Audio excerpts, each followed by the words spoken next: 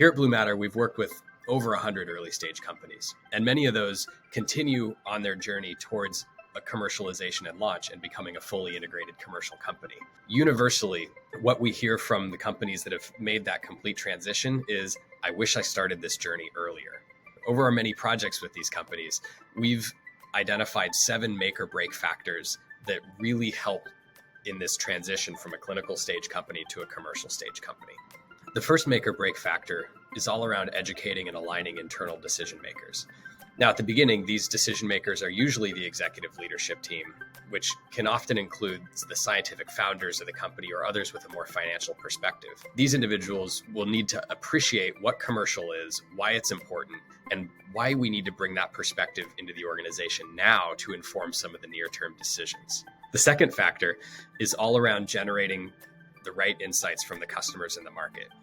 These insights can come from prescribers, from payers, from patients themselves to help inform decisions such as trial designs or clinical development programs, in addition to eventual downstream commercialization and launch. The real challenge for most emerging companies is when and how to gather the right insights at the right time, because most companies are operating in a fairly resource-constrained environment.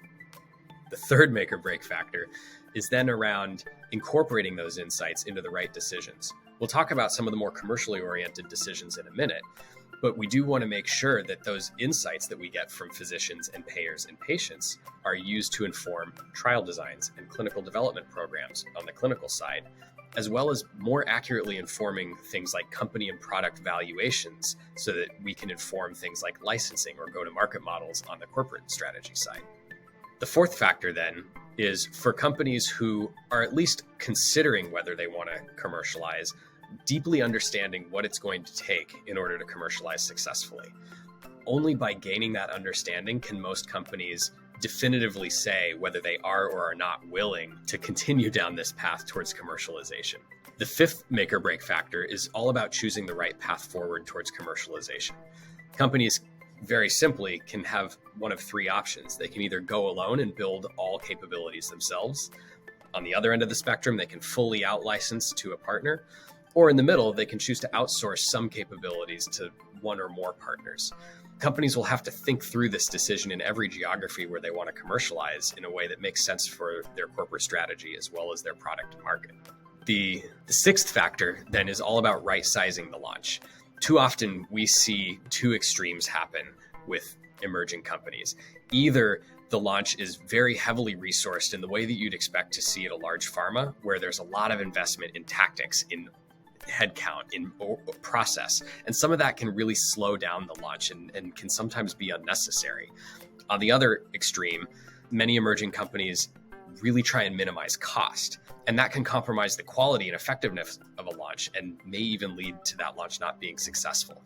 The sweet spot is right in the middle, making sure that you're tailoring the launch to the needs of the company, the product, and the market. The last make or break factor is all around establishing new ways of working to make sure all of the other make or break factors can actually be executed. A lot of times as companies begin to grow, there are new decisions that need to be made and a lot more decisions that need to be made. So for example, even clarifying who's making which decisions and how people work together to get there will make everything work fairly seamlessly. Throughout the rest of the year, we're going to dive deeper into each of these 7 make or break factors to really share some of the best practices and lessons learned over our years of working with companies in these situations. Until then, though, feel free to click the link below to read the full article or reach out to me on LinkedIn if you want to talk more.